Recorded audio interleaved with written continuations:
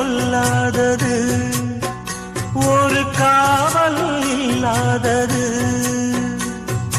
ஊதக்காத்தில் வஞ்சி மாது ஒத்தையிலே வாடும்போது போர்வை போல பொத்தி அணைப்பே